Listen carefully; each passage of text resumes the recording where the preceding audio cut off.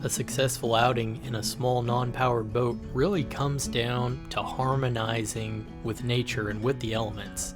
Anyone who's spent much time on the water will know exactly what I'm talking about. It's true for power boats as well, but you can get away with a little more on a power boat. They're more forgiving, especially on inland waters. It's pretty obvious that sailors rely on understanding wind speed and direction in order to determine a route, but human-propelled craft are almost just as reliant on knowing these factors. On a windy day, paddling or rowing into the wind and swell can make your journey twice or even 3 times as difficult and very uncomfortable. If you spend enough time messing around in engineless boats, an awareness of the elements will eventually start to become second nature. As an example, I was preparing for a bonfire and I realized that I had just automatically set up the chairs on the windward side of the fire so the smoke wouldn't be blowing in everyone's faces. For the last little while, my patterns of daily life have kind of been out of sync with the wind patterns. Every time I've been out in the boat, it's been pretty much a flat calm and I haven't gotten to do much sailing. Well, I think I've finally got back into the rhythm. It's a relatively cool day for August in Kentucky, only in the 80s, and sailing conditions are what I would consider perfect. Winds around 8 to 10 miles an hour, and the water is pretty flat and free of swell in the back of the creek.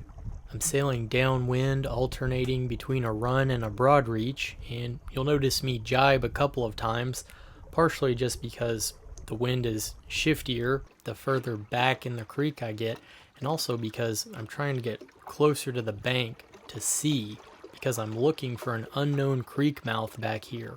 I'll have more on that in the next video. For now, I just wanted to share some sailing footage in what I would consider ideal conditions.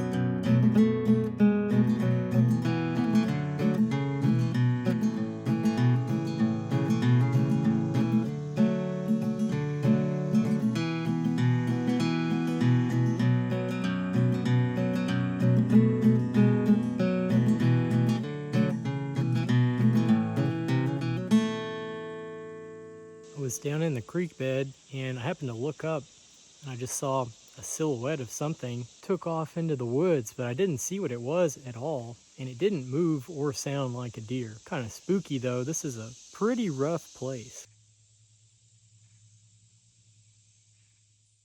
Pennants are now available at cumberlandrover.com. Historically flown for signal purposes, a pennant is that indescribable something that your boat is missing. They can help you read the wind, increase visibility of your small craft, and they just look cool, fluttering from the masthead or yard of a lug sail. You can have any color you want, as long as it's bright red. I have 2 styles of pennant now available at cumberlandrover.com.